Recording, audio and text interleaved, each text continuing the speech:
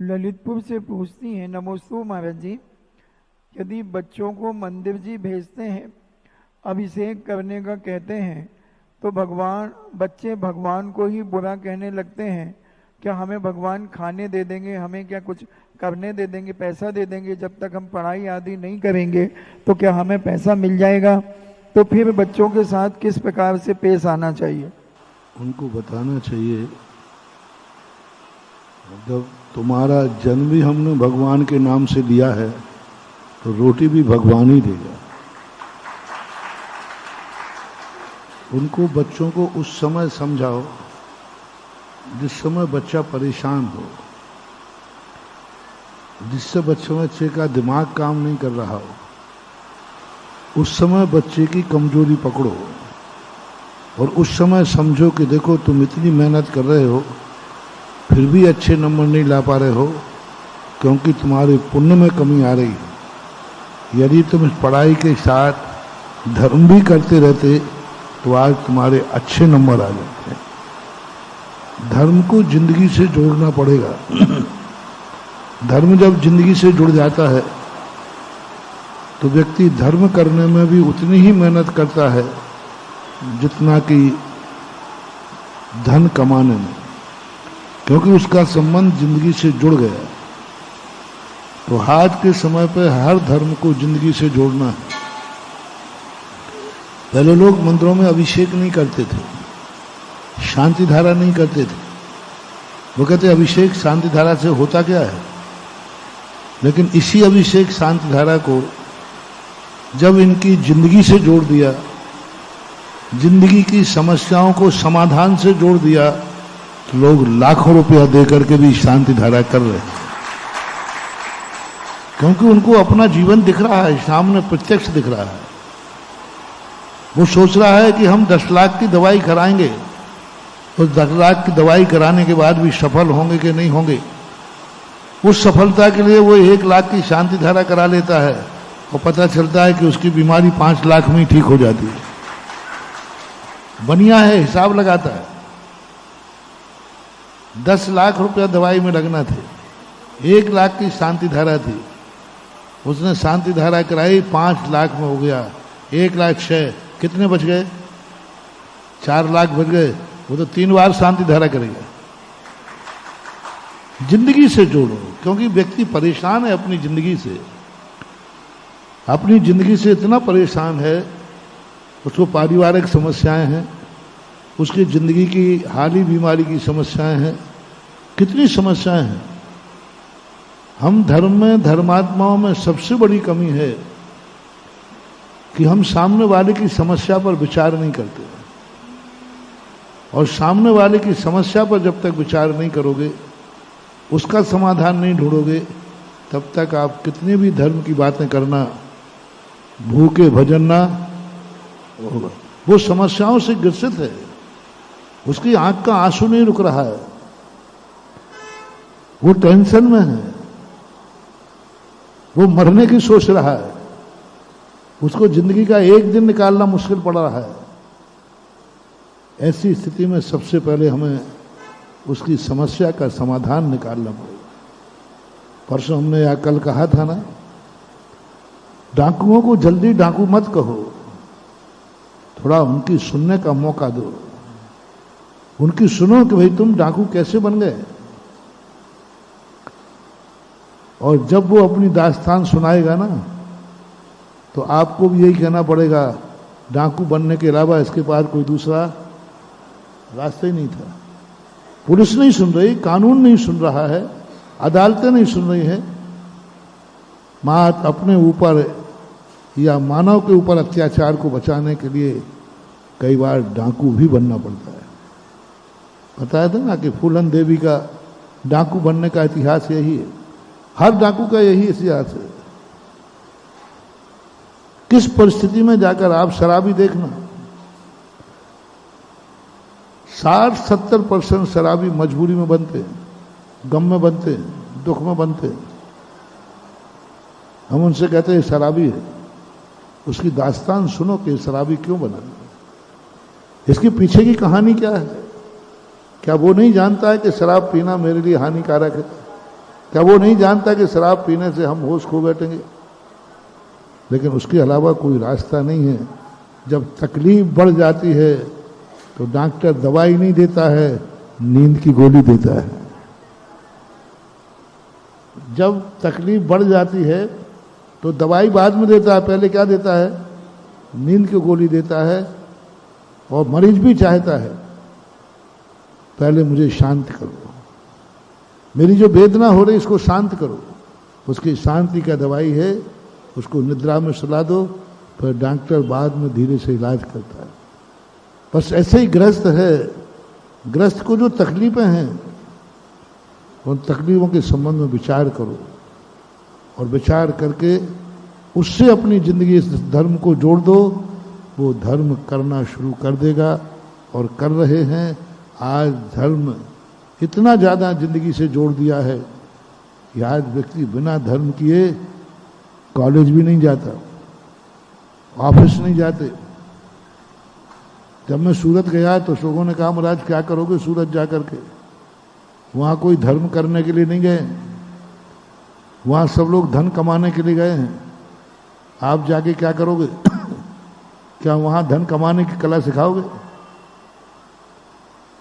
और जब उसी सूरत में हमने धर्म से धन कैसे कमाया जाता है ये मोटिवेशन दिया, सूरत के सारे मंदिर छोटे पड़ रहे हैं।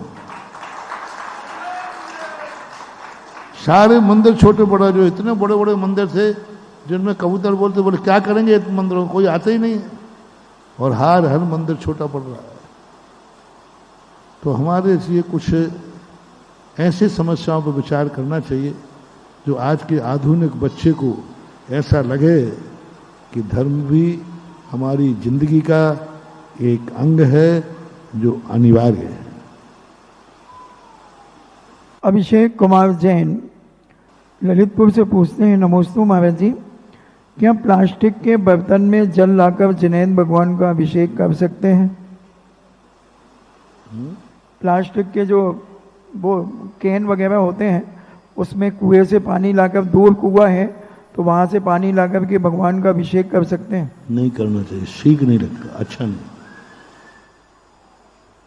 नेहा जैन अशोकनगर से पूछती हैं, नमोस्तु गुरुदेव, सहस्कूट जिनालय का महत्व क्या है और क्या यह अकृत्रिम चैत्यालय के अंतर्गत आता है और इनके दर्शन करते समय किस प्रकार का भाव होना चाहिए?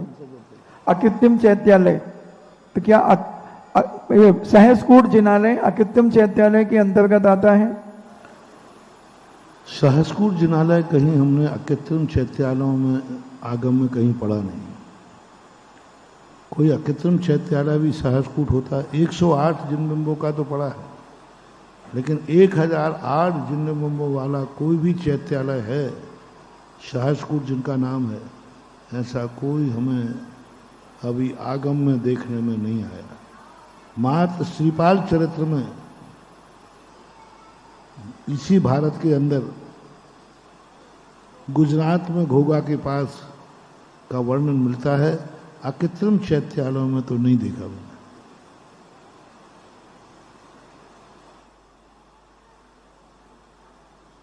संजय जैन देही बूंदी से पूछते हैं, नमोस्तु महाराज जी, क्या शांति धारा के बाद उन्हीं जिनेंद्र भगवान पर अभिषेक कर सकते हैं क्या? ये सामाजिक व्यवस्थाएं हैं, इनको एक व्यवस्था बनाना चाहिए, अनुशासन होना चाहिए। बाद में करते हैं तो उसका भी एक समय होना चाहिए, नियम होना चाहिए। रेगुलर में आ जाए तो कर लेते हैं और नहीं है तो शांति धारा अंत में करना चाहिए। व्यवस्थाएं बनाएं इसको। तनिष सिंघई कटनी से पूछते हैं, नमोस्तु महाराज जी, निगोदिया जीव के पास जब मन नहीं होता है तो फिर उसे दुख होता होगा, क्या उसके पास मन ही नहीं है तो उसे एक श्वास में 18 बार जन्म मरण के दुख का अनुभव कैसे होता होगा? मन सुख दुख का एक कारण है। मन सुखी दुखी नहीं होता। सुख दुख होता है ज्ञान से। वहाँ जो भाव शुद्ध ज्ञान है, उस भाव शुद्ध ज्ञान के माध्यम से व्यक्ति दुखी होता है। और भाव शुद्ध जो ज्ञान होता है वो निगोदिया जीव को भी होता है, ऐसा मानना चाहिए। सोनम जैन कटनी से पूछती सोनम जैन दिल्ली से पूछती हैं, नमोस्तु महाराज जी, विदेश क्षेत्र में हर समय 20 तीर्थंकर विद्यमान रहते हैं, क्या कोई भरत क्षेत्र का जीव यहाँ से मरण करके मनुष्य भाव पाकर के विदेश क्षेत्र से मोक्ष जा सकता है क्या? जा सकते।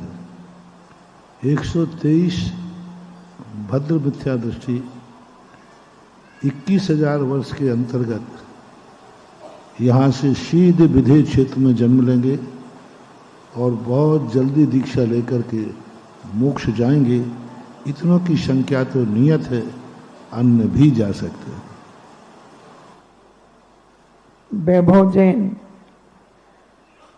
झालवा पाटन से पूछते हैं, नमोस्तु महाराज जी, यदि जन्म का सही समय अथवा तारीख का पता ना हो तो फिर हम अपना टेम्पल डे कैसे मनाया करें?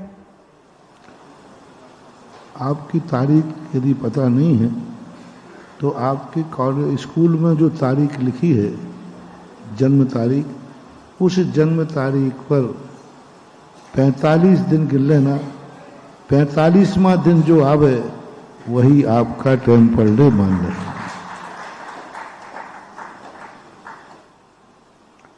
चक्रेश जैन बड़ा गांव से पूछते हैं, नमोस्तु महाराज जी, अगर हम जिनेन देव या मुनिराज के समक्ष नियम लेते हैं और वह नियम टूट जाता है या निरंतर चलता रहता है तो इसमें कितना दोष लगता है? इसके पश्चात आप हमें क्या करना चाहिए? जिनेन देव के सामने या मुनिराज से अगर हम कोई नियम लेते हैं और वह टूट जाता है, और वह टूट ही जाता है निरंतर, मतलब उसको हम चालू नहीं कर पाते। टूटे हुए नियम का सबसे बड़ा प्रायश्चित है कि उसको फिर से वेल्डिंग करके चालू कर दो, और तोड़ करके फ्री हो जाना ये समस्या का समाधान नहीं है। तोड़ करके थोड़ा बहुत प्रायश्चित लेकर के ब्रश से फ्री हो जाना ये ठीक नहीं। टूट गया है तो उससे फिर से शुरू कीजिए और उसका थोड़ा बहुत प्रायश्चित करके उस व्रत को बाद में पूरा कीजिए, करना चाहिए। संध्या जैन जबलपुर से पूछती है, नमोस्तु महाराज जी, अरहंत भगवान और तीर्थंकर अरहंत भगवान में क्या अंतर है?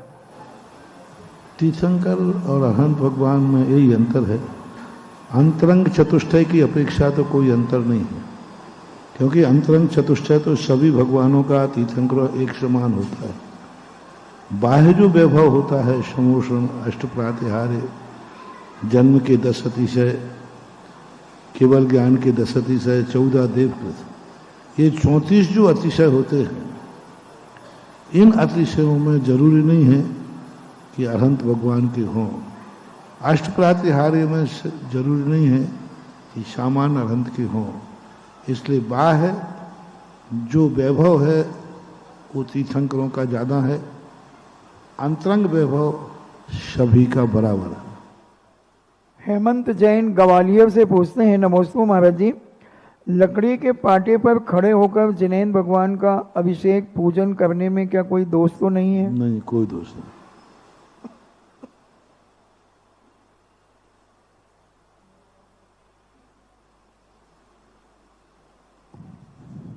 जिनवाणी चैनल, आदिनाथ चैनल, सुधा कलश और पुण्योदय चैनल के माध्यम से देख रहे देश और विदेश के लाखों करोड़ों श्रद्धालुगण एवं सभा मंडप में विराजित समस्त श्रद्धालुओं की ओर से परम पूज्य गुरुदेव के पावन पुनीत चरणों में बारंबार बारंबार बारंबार नमोस्तु अर्पित करते हुए एवं शुल्कत्रय के चरणों में एक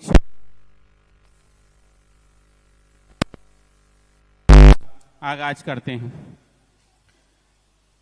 बात सन 2002 की है। दशहरे के आसपास का समय था। पूज्य गुरुदेव हम सभी विद्यार्थियों को कुंद कुंद का कुंदन विजोलिया क्षेत्र में पढ़ा रहे थे। पढ़ाते पढ़ाते शाम को एक दिन नाटिका हुई। सांस्कृतिक नाटिका पार्श्वनाथ जी के ऊपर थी। उस नाटिका के 2 चित्रण सामने आए। एक पक्ष जो नाटककार था वो नाटक कुछ ऐसा ही था, पूज्य गुरुवर के जीवन चरित्र पर आधारित था। तो एक पक्ष ने कहा कि इतने अद्भुत व्यक्तित्व के धनी इन्होंने गृहस्थ जीवन में प्रवेश क्यों नहीं किया, ये तो संसार का में बहुत ऊंचाइयों को प्राप्त होते। तो दूसरे पक्ष ने कहा कि अगर गृहस्थ जीवन में प्रवेश करते तो मात्र पिता बनते, और वैराग्य के जीवन में प्रवेश करके ये परम पिता बन चुके हैं और जगत पिता बन चुके हैं। वो पंक्तियां हृदय पटल पर ऐसी समाहित हो गईं कि पूज्य गुरुवर ने अपनी आत्मा का उद्धार तो किया ही, साथ साथ में इस जगत के उद्धारक बने, परम उद्धारक बने, तीर्थ चक्रवर्ती बने, निर्यापक श्रमण बने, और अंत में सिद्ध दशा को भी एक न एक दिन अवश्य प्राप्त होंगे। ऐसे परम पुनीत पावन मार्ग पर गुरु के चरण बढ़ रहे। अगर इनकी जो मुद्रा है गंभीर मुद्रा, उस गंभीर मुद्रा के सामने अगर आप 5 मिनट बैठिए तो ऐसा लगता है कि हम परम पिता परमात्मा के सामने बैठे हैं, और अगर इनकी सरल वाणी सुनिए तो ऐसे लगता है कि हम अपने पिता के सामने बैठे हैं। ऐसा गुरुवर का अद्भुत व्यक्तित्व है। सागर में अभी वर्तमान में गुरुवर एक ही चर्चा चल रही है कि अब 10 लक्षण महापर्व आने वाले हैं, और 10 लक्षण महापर्व में महाकुंभ लगने वाला है, और सभी के मन में बार बार एक ही प्रश्न आ रहा है, और गाहे बगाहे जब भी लोग मिलते हैं हम सभी से यही पूछते हैं कि गुरुवर 32 वर्षों से करीब करीब आप श्रावक संस्कार शिविर लगा रहे हैं और श्रावकों को संस्कार दे रहे हैं, और जहां जहां भी शिविर लगे बुंदेलखंड प्रांत के अंचल के लोग, विशेष करके सागर अंचल के लोग उन शिविरों में भाग लेते रहे और आतिथ्य भी ग्रहण करते रहे और अपनी आत्मा का शुद्धिकरण भी करते रहे। अब गुरुदेव ऐसा हमारा भाग जागा है कि हमें शिविरार्थियों का आतिथ्य करने का अवसर मिला है, तो हम कैसी तैयारी करें, क्योंकि समय बहुत कम है कि हम शिविरार्थियों का आतिथ्य दुगने उत्साह और एक इतिहास के साथ सागर आतिथ्य कर सके।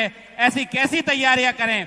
समिति तो अपनी ओर से तैयारियां कर ही रही है। ये सामान्य श्रावकों का प्रश्न है कि गुरुदेव हम कैसी तैयारियां करें कि हमें इस बार आतिथ्य करने का अवसर दुगना से दुगना प्राप्त हो।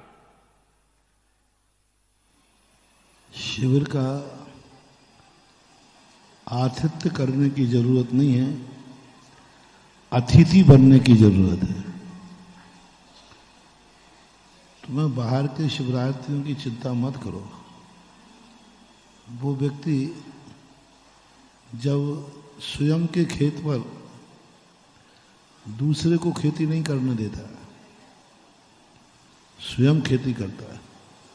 सबसे पहले तो पूरा सागर ये विचार करे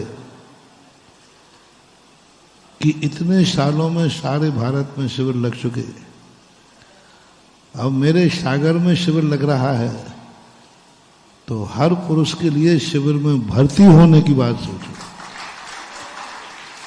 व्यवस्थाओं की चिंता मत करो। मैंने अभी ऊपर चर्चा चल रही थी, तो यही चर्चा चल रही थी, कितनी व्यवस्थापक चाहिए, कितने वॉलंटियर चाहिए। मैंने कि एक भी नहीं चाहिए। पूरी चातुर्मास समिति शिविर में बैठ जाए, मैं सट्टू के, मैं राजकुमार के, मैं जितने भी हैं, चाहे वो कोई भी हो, सबके सब बैठ जाए और पूरा सागर बैठ जाए। आप देखना व्यवस्थाएं, ऐसी व्यवस्थाएं होंगी कि पूरा सागर मिलके करे तो वो व्यवस्था नहीं हो पाएगी। तो पूरे सागर के लोग बैठ जाएं। व्यवस्था करना तो चिंता मत करो, देवताओं को उतरना पड़ेगा। तुम बैठो तो सही। तो आतिथ्य के संबंध में मत सोचो, ये सोचो कि इतना महान शिविर जिसके सारे भारत में चर्चाएं हैं और लाखों लाखों लोगों को इस शिविर में ना जाने कहां तक पहुंचा दिया। तो ऐसे शिविर में जब हमारे नगर में ही लग रहा है, तो हर व्यक्ति को, नौकरी वाले को अभी से नौकरी की छुट्टी की एप्लीकेशन लगाओ, व्यापार वाले को अभी से 10 दिन की कमाई करने के लिए 1 घंटे एक्स्ट्रा दुकान को देना शुरू करो। कहीं ना कहीं वो 10 दिन का गैप करो। उस 10 दिन को अभी से 1 महीना लगभग है, उस गैप को 1 महीने के अंदर पूरा करो। और उसको पूरा करके सोचो कि हमारे नगर में शिविर लग रहा है और मैं ही शिविर में भर्ती नहीं हुआ तो सागर में शिविर लगने का महत्व क्या हुआ। इसलिए शिविर में इस कारण से मत रुकना कि हम तो शिविर की व्यवस्था करना है, बाहर से शिविर आएंगे उनका आतिथ्य करना है, इस कारण से शिविर मत छोड़ना। व्यवस्थाएं वो करेंगे जो शिविर में बैठने में असमर्थ हैं, बैठ ही नहीं सकते, शिविर में बैठने के योग्य नहीं हैं, वे भली व्यवस्था को बन जाए तो बन जाए। लेकिन पहले तो आपको शिविर की सबसे बड़ी उपलब्धि है, क्योंकि यह उपलब्धि जो शिविरार्थी हैं, सागर का शिविरार्थी संघ बहुत बड़ा है, उस शिविरार्थी संघ से पूछो कि शिविर की उपलब्धियां क्या होती हैं, कैसे होती। इसलिए तुम लोग तो सब इस तैयारी शुरू करो कि हमें शिविर में कैसे भर्ती होना है, बस ये सोचो। व्यवस्थाएं तो सब हो जाएंगी, कुछ नहीं, इतनी अच्छी व्यवस्थाएं होती हैं। और तुम सारे भर्ती हो गए तो देवता तो आएंगे और प्रत्येक विद्यार्थी स्वयं सेवक बन जाएगा ना। करना क्या है यहाँ, कुछ नहीं करना। एक दिन पहले का और एक दिन आज का कार्यक्रम होता है, बाकी बीच के 10 दिन में तो कार्यकर्ता मक्खी भगाते रहते हैं, काम कुछ है ही नहीं। सुबह जितने शिविरार्थी हैं मेरी कस्टडी में आ जाते हैं और शाम को 7, 7:15 तक मेरी कस्टडी में रहते हैं और हम दिन भर में उनको इतना अच्छा कर देते हैं कि जिनको घर में गद्दों पर नींद नहीं आती वो फर्श पर घर्राटे लेके सोते हैं। जिनको नींद नहीं आती हो, नींद की दवाइयां लेकर सोते हो, वे जरूर शिविर में आ जाएं। तीसरे दिन उनको ऐसी नींद आएगी कि उठाने के लिए शायद 4 लोग को उठाना पड़े। नींद की गोली समाप्त हो जाती है, क्योंकि उस शिविर का आनंद ही ऐसा है। सुबह 4 बजे से लेकर शाम के 9, 9:30 बजे तक जिस माहौल को तैयार किया जाता है, जो माहौल बन जाता है, उस माहौल में व्यक्ति इतना ज़्यादा डूब जाता है कि उसको कोई बीमारी और कोई ऐसी चीज़ें रहती ही नहीं। तो अब आप सभी को और हम सभी को ये मान करके चलना है कि ये शिविर नहीं लग रहा, ये समवसरण लग रहा है और समवसरण में किसी जीव को कोई चिंता करने की जरूरत नहीं है। भारत भूमि के भाग्य महा कि गुरुवर जैसे संत हुए और लख सुधा सिंधु की शिखर साधना आचार्य श्री निश्चिंत हुए।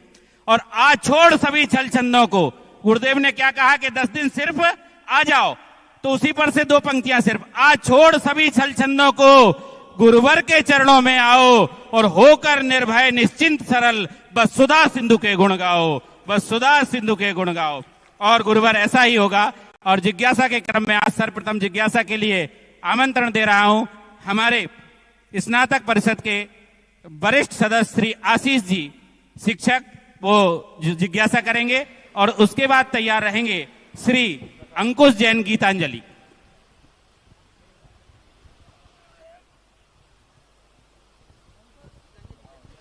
ओम।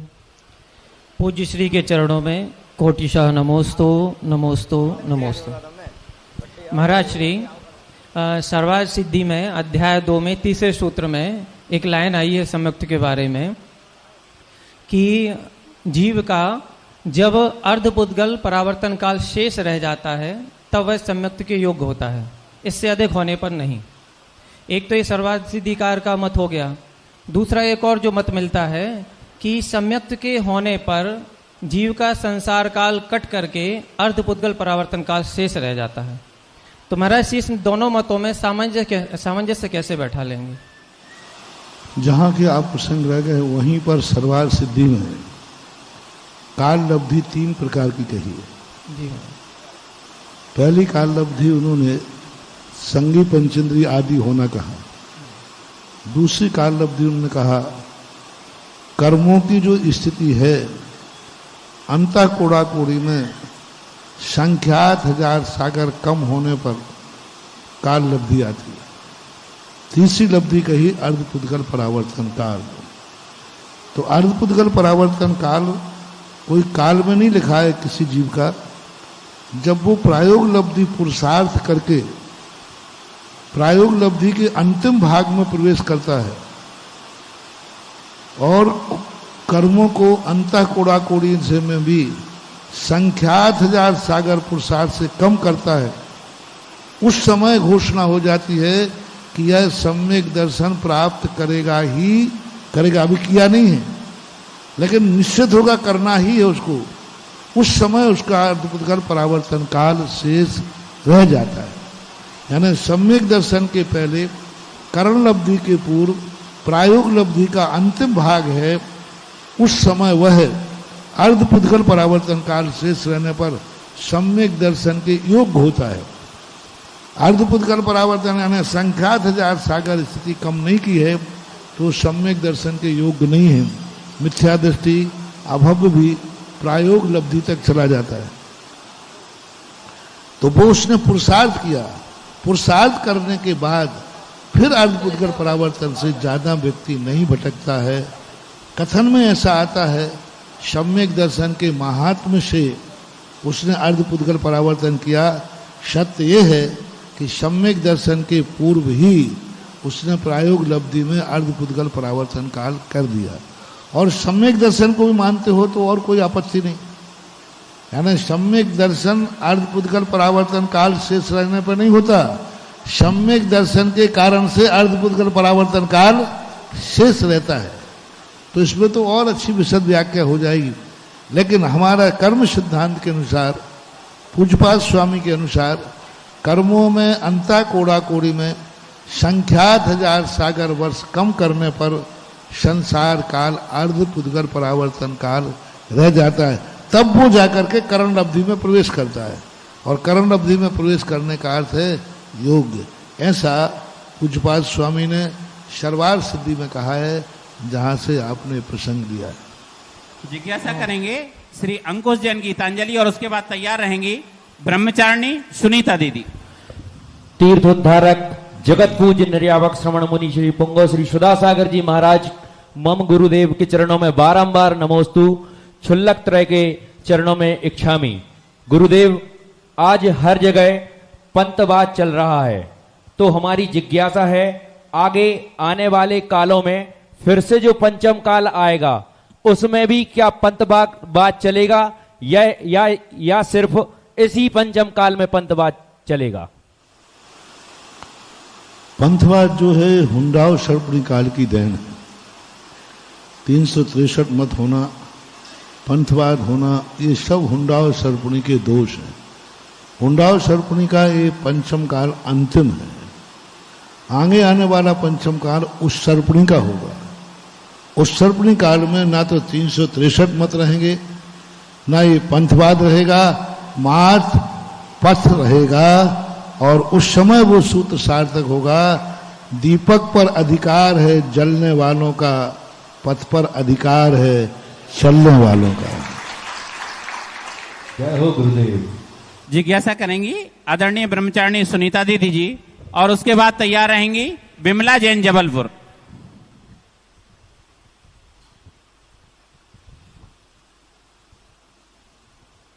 मव आराध्य निर्यापक मुनि श्री सुधा सागर जी महाराज जी के चरणों में त्रिकाल कोटिसा नमोस्तु, क्षुल्लक त्रय के चरणों में इच्छामी।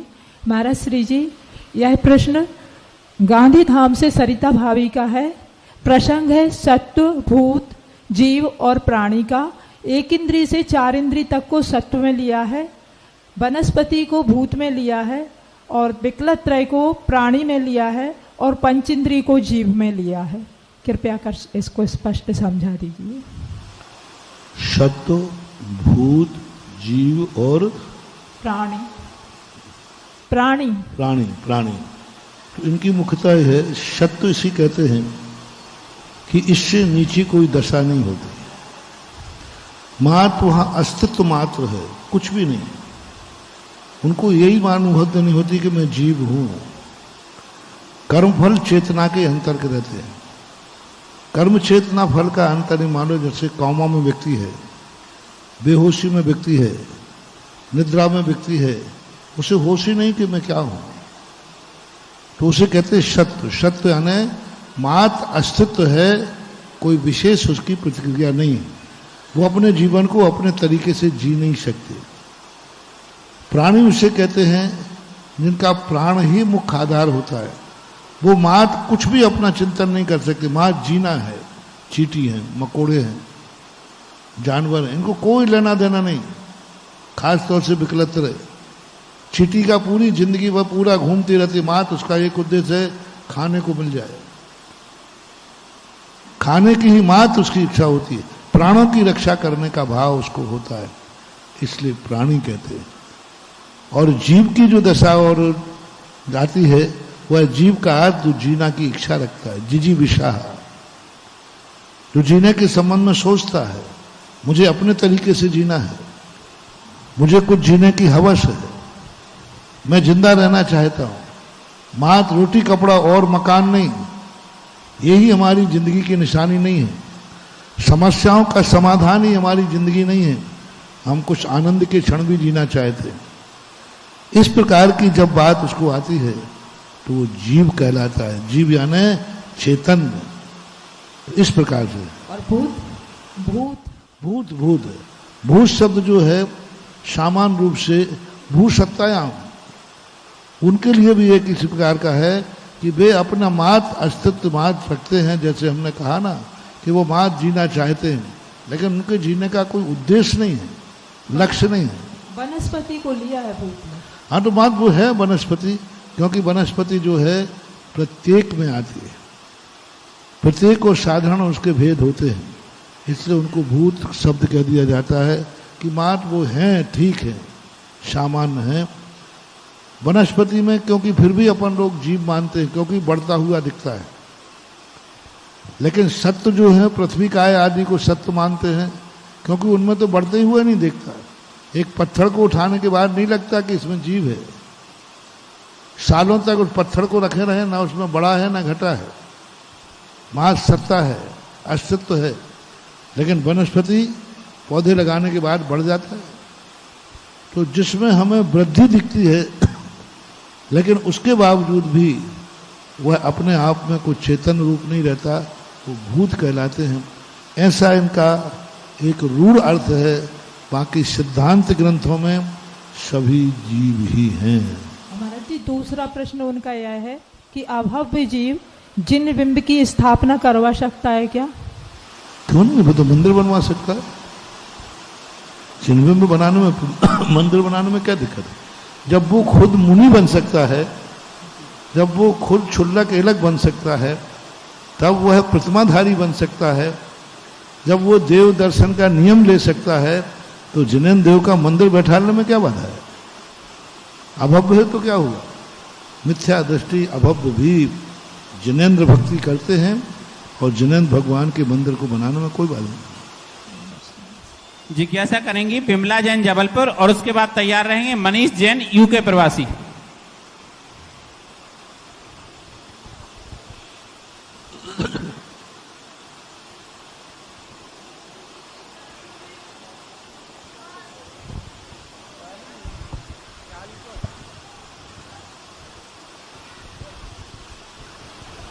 मुनीसी जी के चरणों में त्रिवाल नमोस्तु नमोस्तु नमोस्तु। छुल्लक जी के चरणों में इच्छामी। मुनीश्री जी, अगर घर में प्रतिकूलताएं हैं तो हम धर्म का पालन कैसे करें और कैसे रहें? घर में अनुकूलता होती नहीं है, घर में अनुकूलता बनाई जाती है। महारानी चेल्ला का घर उन जैसी प्रतिकूलता कहीं किसी को मिल नहीं सकती। जितना प्रतिकूल वातावरण उनका मिला, इतना प्रतिकूल शायद ही किसी जैन नारी को मिला हो। इतना प्रतिकूल कहाँ जैन महावीर की मौसी और कहाँ मांसाहारी ससुराल, शिकारी ससुराल, मिथ्या दृष्टि ससुराल, जिन धर्म विरोधी ससुराल। महारानी छेलना की ससुराल जो है जिन धर्म की कट्टर विरोधी थी, कट्टर विरोधी, मुनियों से जिनको घृणा थी, जिनके परिवार के लोग, जिनका पति मुनि को मानना तो छोड़ो, मुनियों के गले में सांप डाल देता था। और महारानी छेलना परम मुनि भक्त, जिन धर्म पालक। समझो, कल्पना करो, महारानी छेलना मुनि भक्त और उनका पति मुनि विरोधी, और विरोधी की भी चरम सीमा।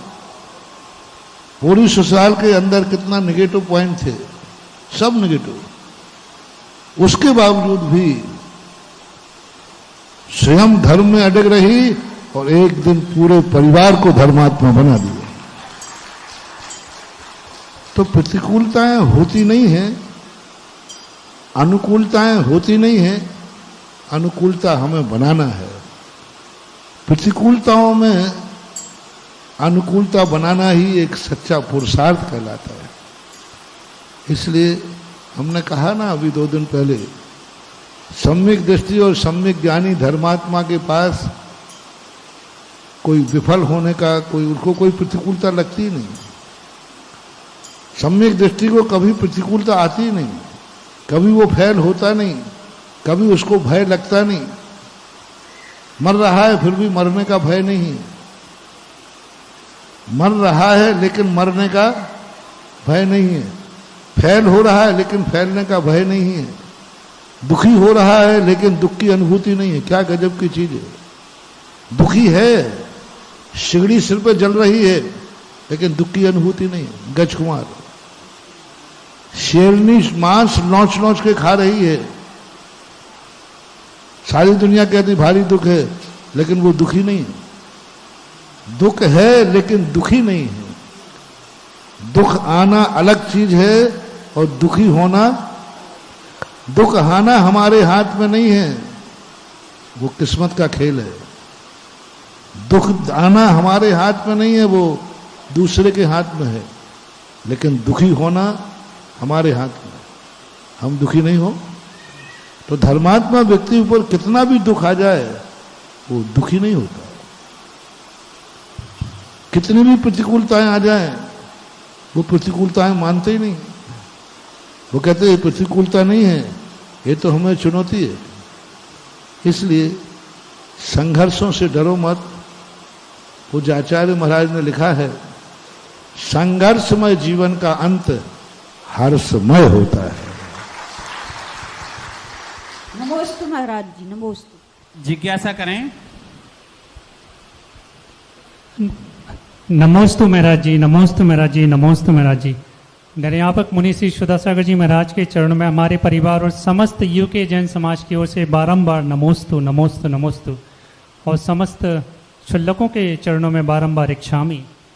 मुनिवर, हम कुछ समय से यूके में रह रहे हैं और हमारे घर से मंदिर जो है करीब 55 किलोमीटर दूर है, तो डेली जाना संभव नहीं है। मैंने एक नियम ले रखा है, जो स्वयं ही लिया था, कि बगैर देव दर्शन के, गुरु दर्शन के या शास्त्रों के दर्शन के, शास्त्र के पढ़ने के अलावा, कि बगैर उसके बगैर कभी भोजन नहीं करूँगा। तो मैं भावों से दर्शन करता हूँ, भावों से गुरुओं के दर्शन करता हूँ। और जब अष्टमी चतुर्दशी का व्रत भी करता हूँ मैं, तो उसमें भावों से पूजा करके और फिर भावों से ही उसका ओपन करता हूँ। जब भी वो वीक डेज में होते हैं, मंदिर जाना नहीं हो पाता है, तो आपसे एक जिज्ञासा यह है, क्या ये आगम सम्मत है कि भावों से भी ऐसा किया जा सकता है और उसका फल भी मिले? और दूसरी जिज्ञासा इसमें मुनिवर ये है कि हम सब जो विदेशों में रहने वाले लोग हैं, वो क्या करें ऐसा कि उनका जो मरण है गुरु के सम्मुख हो और समाधि मरण हो? 2 जिज्ञासा हैं गुरु जी। पहली बात है कि देव दर्शन का नियम है, भाव दर्शन कोई चीज नहीं है। भाव से दर्शन करना है, भाव दर्शन नहीं है। भाव से दर्शन करना अलग चीज है, और भाव दर्शन की कोई व्यवस्था जैनाचार्यों ने नहीं की। दर्शन नहीं है वो ध्यान है, दर्शन नहीं है वो चिंतन है, दर्शन नहीं है वो एक प्रकार ध्यान की प्रक्रिया है। कुछ चीजें ऐसी हैं जो भाव से करना जरूरी नहीं है, द्रव्य से करना जरूरी है। जैसे देव दर्शन, पूजन, अभिषेक, ये भाव से नहीं किए जाते। जैसे कुछ तुम्हारी जिंदगी में ऐसी चीजें हैं जो भाव से करने से जिंदगी नहीं चलेगी। जैसे भोजन, क्या भोजन भाव से चल जाएगा? नहीं मुनिवर। बस जिस प्रकार भोजन भाव से नहीं चल सकता, किसी प्रकार देव दर्शन, अभिषेक, पूजन भाव से नहीं चल सकते। इनको द्रव्य से ही करना पड़ेगा, क्योंकि जब तक द्रव्य से भोजन नहीं करोगे संतुष्टि नहीं होगी, भूख नहीं मिटेगी, वेदना का प्रतिकार नहीं होगा। कितनी भाव से रोटी खा लो लेकिन भूख मिटने वाली नहीं। इसी प्रकार गृहस्थ को भावात्मक दर्शन करना ये मां ध्यान का विषय है, आवश्यक में नहीं आएगा। आगम इसकी सहमति नहीं देता है।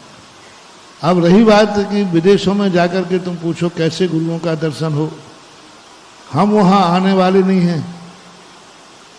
आना है तो तुम्ही को यहां आना पड़ेगा, क्योंकि परिस्थितियां ऐसी होती हैं।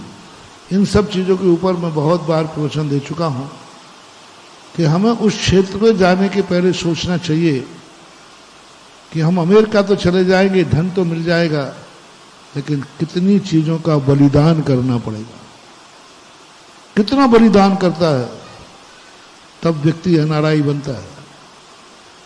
इसलिए मार्ग यही है कि एनआरआई बनने के पहले बलिदानों पर सोचना चाहिए, क्या क्या चीजें छूट जाएंगी तब तुम्हें एक अमेरिका में जाकर के धन मिलेगा।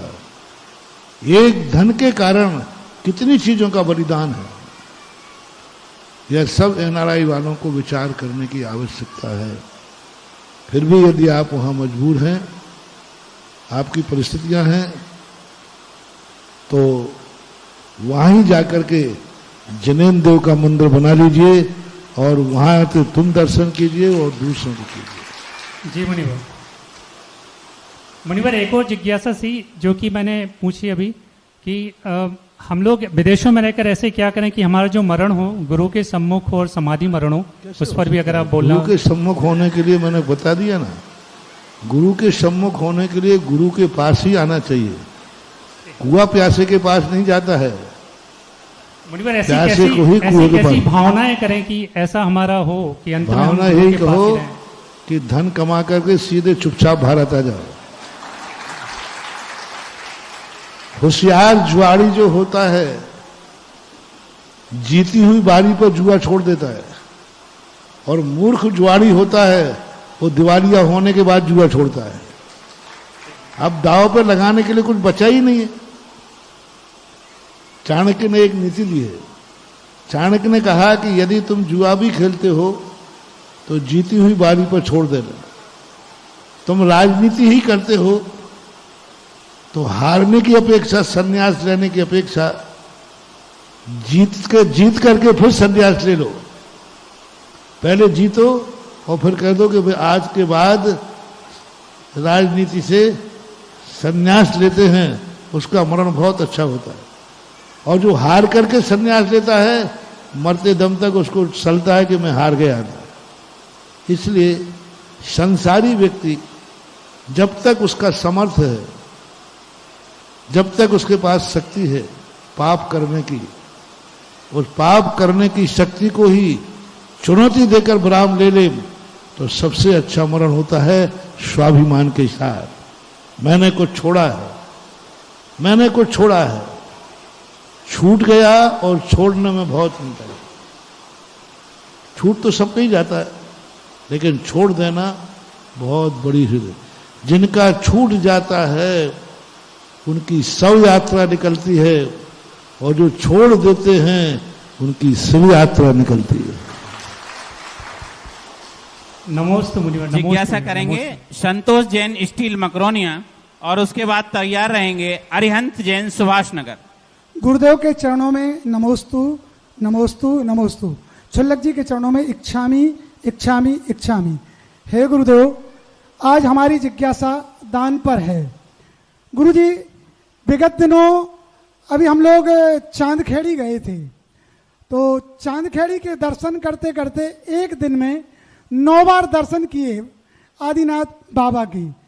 और दर्शन करते करते वहाँ पे एक जिज्ञासा जागी कि ये जिसने भी इनमें मंदिर के लिए या मूर्ति के लिए दान दिया होगा वह कितना उत्कृष्ट दान होगा, जो भगवान की इतनी सुंदर मूर्ति बनी है।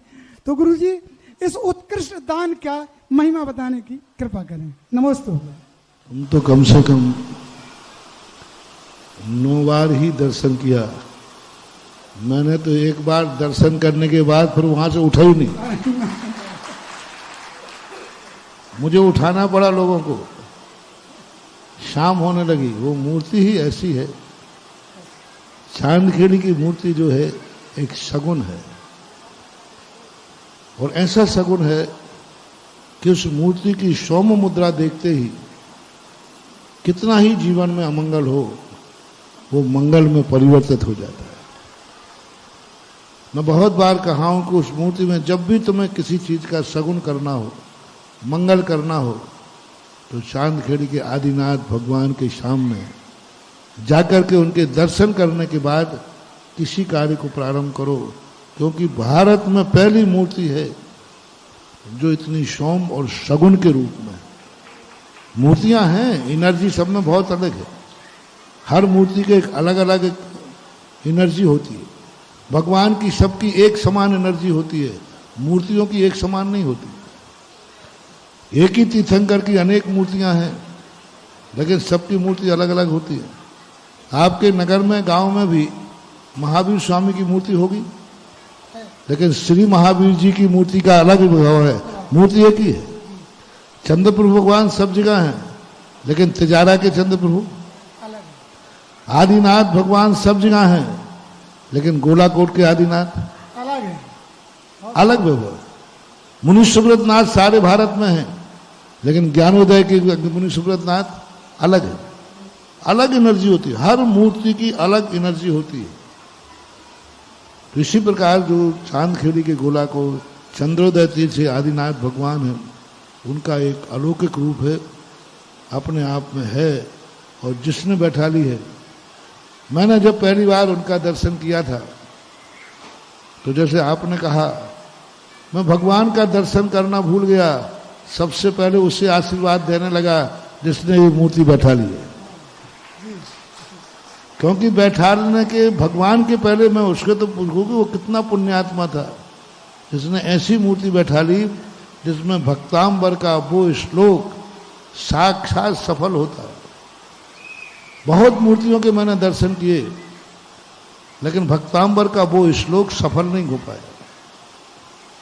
मैं भक्तांबर के हर श्लोक को साक्षात अनुभव में लाने का प्रयास करता हूं कि जो लिखा है वैसे मेरे अनुभव में आना चाहिए। बहुत मूर्तियों के दर्शन करने के बाद वह श्लोक सफल नहीं हो पा रहा था, जिसका नाम था दृष्टा भवंत मणिमेश विलोकनी नान्यत्र तोषमुपयाति जनस्य चक्षु।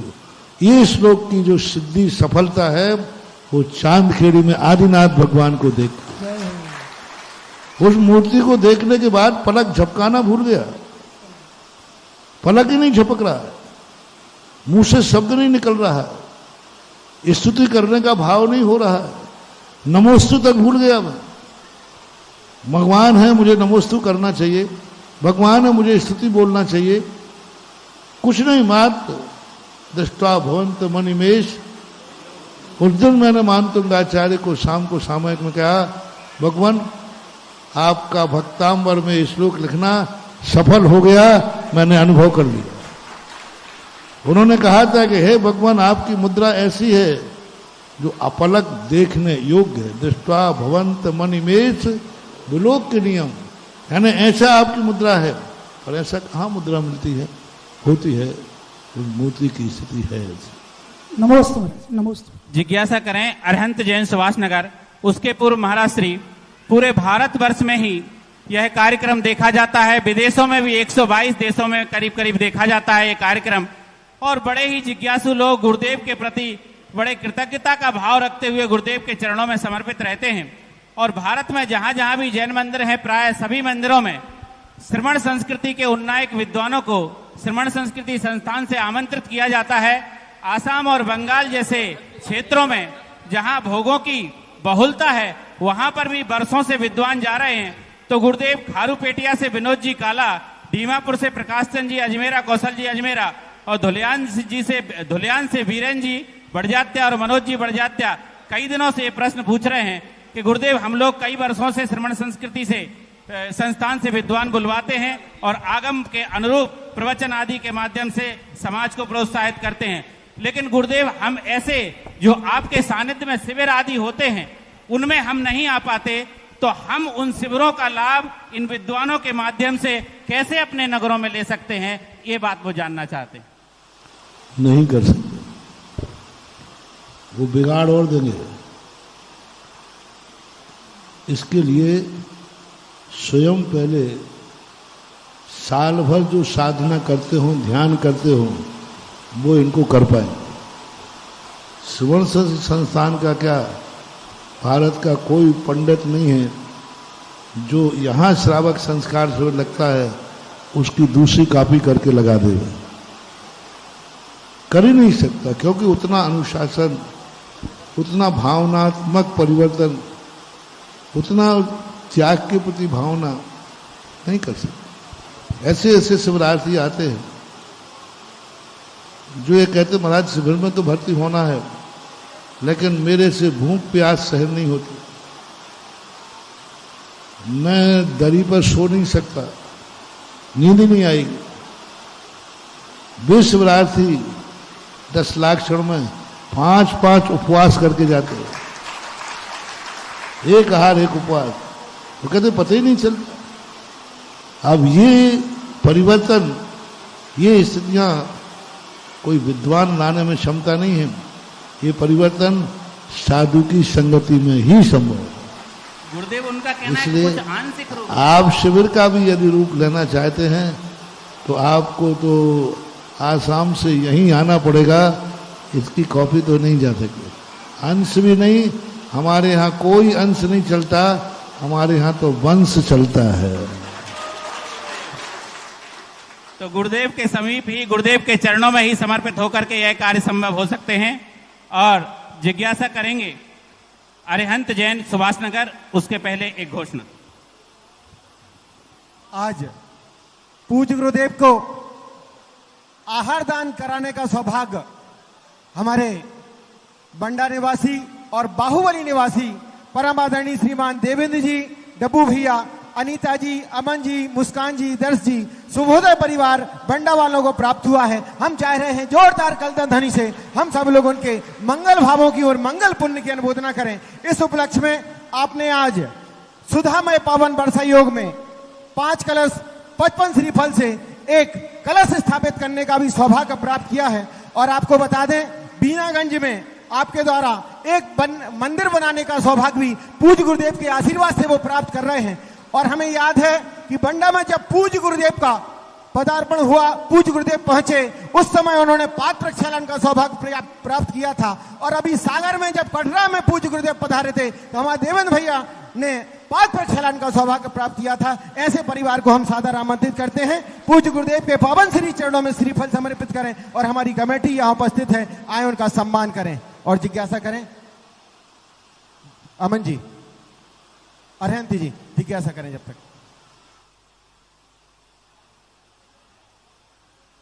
मैं राष्ट्री के चरणों में नमोस्तु, शुल्लक जी के चरणों में एक शामी। मैं राष्ट्री, मेरी जिज्ञासा ये है कि जब कोई व्यक्ति हमारे सामने रहता है तो उसकी बुराई करते हैं और जब वह व्यक्ति चला जाता है तो उसकी तारीफ करते हैं, ऐसा क्यों होता है? महाराज जी कृपया कर इसका समाधान करें। संसार का स्वभाव है, अर्थी को तो सब रास्ता दे देते हैं, जीवित व्यक्ति को रास्ता देवे तो महान कहलाते हैं। अर्थी को तो सब रास्ता दे देते हैं। अर्थी जब निकलती है ना तो पुलिस को व्यवस्था नहीं करना पड़ती, लोग अपने आप साइड में हो जाते हैं। ये लोगों का एक बहुत बड़ी अज्ञानता कहलाती है। कि जीते जी व्यक्ति को वो उतना वो नहीं कर पाते हैं मरने के बाद, क्योंकि अभाव में वस्तु की कीमत होती है, सद्भाव में नहीं होती। अभाव में वस्तु का मूल्य होता है। जब व्यक्ति को अभाव होता है ना, तब व्यक्ति को लगता है कि इस वस्तु का मूल्य क्या है। ये मूर्ख लोग करते हैं, और ज्ञानी लोग सद्भाव में वस्तु का मूल्य करते हैं, अभाव के बाद भूल जाते हैं। इसलिए करना चाहिए, लेकिन एक संसार का स्वभाव है, ये उसकी कमी। जिज्ञासा करें सुधा जैन गोपालगंज, और उसके बाद तैयार रहेंगी श्रीमती इंदु जैन जामनेर गुना। उसके पूर्व जिन्होंने उर्वरा भूमि में अपने बीज को डाला है और परम ऊर्जा को प्राप्त करने का जो शुभ अवसर प्राप्त किया है, ऐसे भक्ति कलश के स्थापक ऑनलाइन शांत कुमार, जिनेन्द्र कुमार, सौमित जैन सिंघई, समस्त सिंघई परिवार, सिंघई आभूषण, सराफा बाजार सागर ने इन्होंने 1,11,000 रुपए की राशि देकर के और एक भक्ति कलश स्थापित किया है। करतल ध्वनि से इनके दान की अनुमोदना।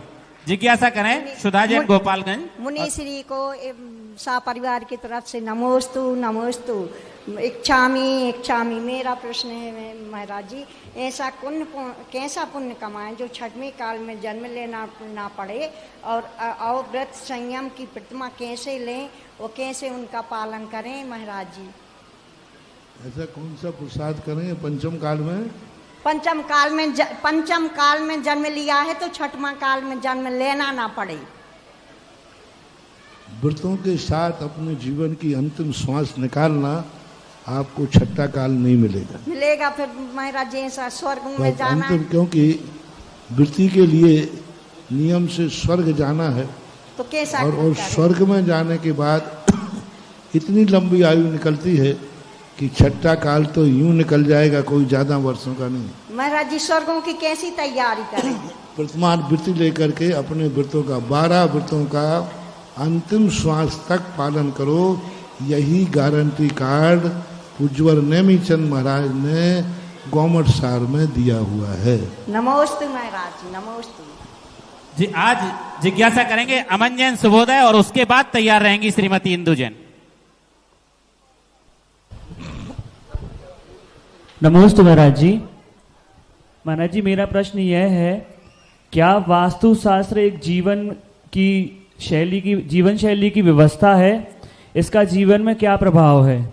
इसको कुछ लोग अंधविश्वास भी बोलते हैं, क्या ये सही है? क्या एक टॉयलेट सीट या ऊपर चढ़ने की सीढ़ी या बिस्तर की दिशा बदलने से लोगों का जीवन बदल जाता है क्या? नमोस्तु महाराज जी। एक दीपक जब बुझता है तो उसको हाथ लगाना पड़ता है, चिमनी लगाना पड़ती है। जब रास्ते पे कोई चलता है तो रास्ते में यदि गड्ढे हों तो गाड़ी खतरे में होती है, यदि प्रतिकूल हवाएं चलती हों तो गाड़ी चलाना मुश्किल हो जाता है। वास्तु एक वो साइंस है जो रूढ़ी नहीं है, अंधविश्वास नहीं है, ये प्रकृति का गुरुत्वाकर्षण है, चुंबकीय तत्व पर आधारित है वास्तु। वास्तु कोई धर्म नहीं है, कोई रूढ़ी नहीं है, कोई परंपरा नहीं है, एक चुंबकीय तत्व पर आश्रित है। क्योंकि प्रकृति से नॉर्थ में चुम्बक है, नॉर्थ भारी है, नॉर्थ में लोहा है, और प्रकृति के अनुसार साउथ हल्का है, साउथ खाली है। यदि जिस तरफ गड्ढा हो, जिस तरफ ऊंचाई हो, और आपको मकान बनाना है तो क्या करना पड़ेगा? बैलेंस ऐसा है प्रकृति का, इधर गड्ढा है, इधर ऊंचाई है, और मकान बनाना है तो क्या करना पड़ेगा? या तो इसको भरो या इसको डाउन करो, और इसी का नाम वास्तु है। वास्तु वो तराजू पैदा करती है कि दोनों पल्ले बराबर हों, और प्रकृति ने, कुदरत ने साउथ को खाली रख दिया है और नॉर्थ को भारी कर दिया। अब अपन को बैलेंस बनाना है तो साउथ को भारी कर दो, नॉर्थ को हल्का कर दो। मेन कंसेप्ट यही वास्तु का माना जाता है, और ये इसी पर सारा वास्तु इसी पर टिका हुआ है। इसलिए वास्तु को कोई धर्म और रूढ़ी नहीं माने। जैसे औषधि है, औषधि हमारे लिए काम करती है। यदि सामने से सूर्य निकल रहा है, उसी समय दरवाजा खोलेंगे तो सूर्य की किरणें अंदर आएंगी। ये रूढ़ी नहीं है, ये कुदरत का हुसूल है, कुदरत के नियम है। इसलिए वास्तु एक वो अच्छी चीज है जिसको हर व्यक्ति को अपने जीवन में वास्तु को अपनाना चाहिए। वास्तु किसी भी चीज का निषेध नहीं करता, एक व्यवस्था बनाता है, एक व्यवस्था बनाता है, और उस व्यवस्था के अंतर्गत बहुत अच्छे व्यवस्थित होना चाहिए। जहां कहीं कुछ भी मत करो। कुदरत ने हर कार्य करने के लिए मना नहीं की, लेकिन उन्होंने कहा कि हर कार्य हर स्थान पर करना ठीक नहीं है। आपको भोजन के लिए मना नहीं किया है, लेकिन मंदिर में भोजन मत करो। आपको भोजन के लिए मना नहीं किया है, लेकिन घर में कहीं भी भोजन मत करो। स्थान निश्चित किया कि इस स्थान पर भोजन बनना चाहिए। तो ये रूढ़ी नहीं है, ये साइंस है। अज्ञानी लोग इसको रूढ़ी मानते हैं। आज का विज्ञान और सुधारवादी इसको रूढ़ी मानता है। साइंस अनादिकाल से है, वास्तु भी अनादिकाल से है, ऐसा मानना चाहिए। और आज की अंतिम जिज्ञासा करेंगी श्रीमती इंदु जैन। उसके पूर्व आज जिनके भाग्य जागे हैं और गुरुवर के चरण जिनके चौके में पड़े हैं, जिनका जीवन धन हो गया है, ऐसे सीलचंद जी, मनीष कुमार जी सील किराना और रोहित जैन रोहित किराना जी ने आज एक एक भक्ति कलश यहां स्थापित करने का मानस बनाया है। 2 भक्ति कलश दोनों परिवारों ने एक एक भक्ति कलश स्थापित किया है। 1,11,000 की राशि देकर के इनके पुण्य की असीम अनुमोदना और करतल ध्वनि से इनका स्वागत।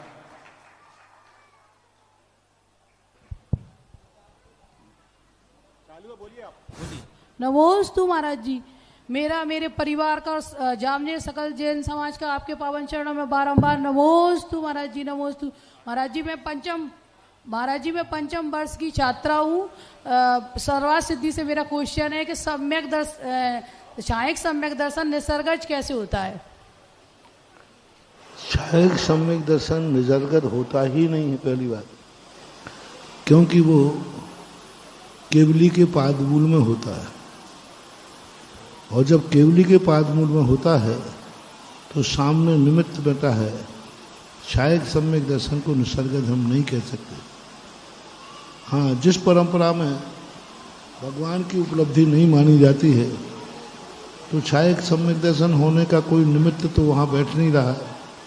शास्त्रों में कोई निमित्त नहीं कहा, मात्र इतना ही कहा है केवली दुगे, शुद्ध केवली और अरहंत केवली के चरणों में ही होता है। इसलिए वहाँ निसर्गज मानना उचित नहीं। बोले तीर्थ चक्रवर्ती जगत पूज्य निर्यापक श्रवण मुनिवर श्री सुधा सागर जी महाराज की। आज जिन्होंने मंगल आरती का, गुरुदेव की महामंगलमय आरती का सौभाग्य प्राप्त किया है, ऐसे हमारे आज के आहार दान करता परम आदरणीय देवेंद्र भैया, श्रीमती अनीता जी, अमन जी, मुस्कान जी, दर्श जी, शुभोदय परिवार आज प्रथम आरती कर्ता के रूप में आरती करेंगे। और आज